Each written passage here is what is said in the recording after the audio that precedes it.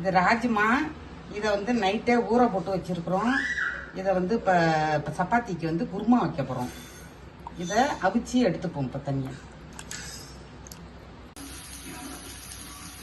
அதோட 2 பச்சை மிளகாய், இஞ்சி பூண்டு விழுது ஒரு ஸ்பூனு சேர்த்துக்கணும். அதோட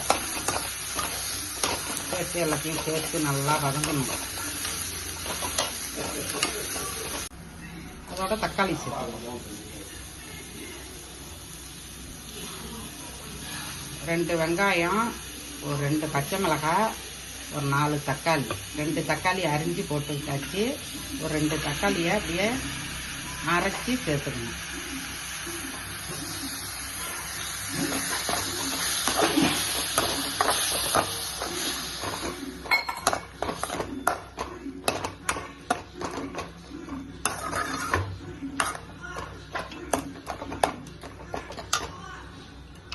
சேர்ந்து வதங்கட்டும்.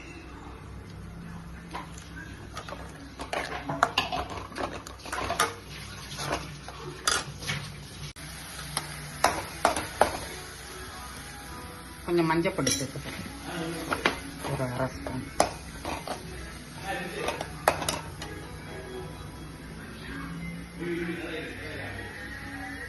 ஒன்றரை ஸ்பூன் மிளகாய்த்தூள்.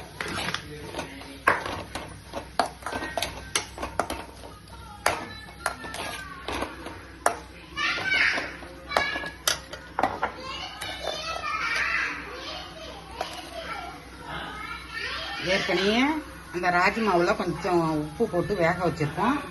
இதுக்கு கொஞ்சமாக போட்டுக்கோம்.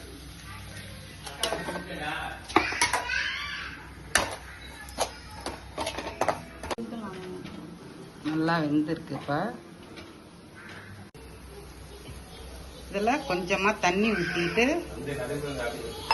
நல்லா சேர்ந்து எல்லாம் அந்த பச்சை வாடையெல்லாம் போய் எண்ணெய் திரிஞ்சு வரக்குள்ள ராஜ்மாவை சேர்த்துக்கணும்.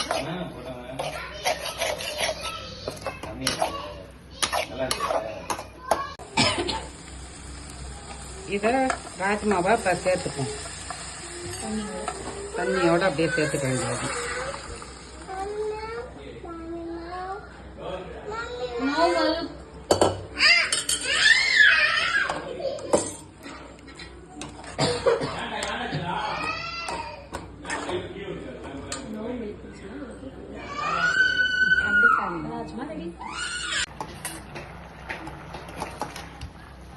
ரெடி ஆயிட்டு குருமா. சப்பாத்தி, பூரி எல்லாத்துக்கும் சாப்பிடலாம். சூப்பரா இருக்கும்.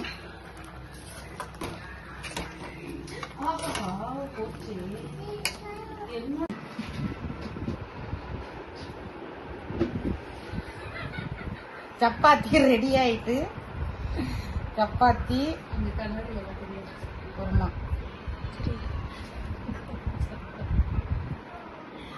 ராஜ்மா குருமா சூப்பரா இருக்கு.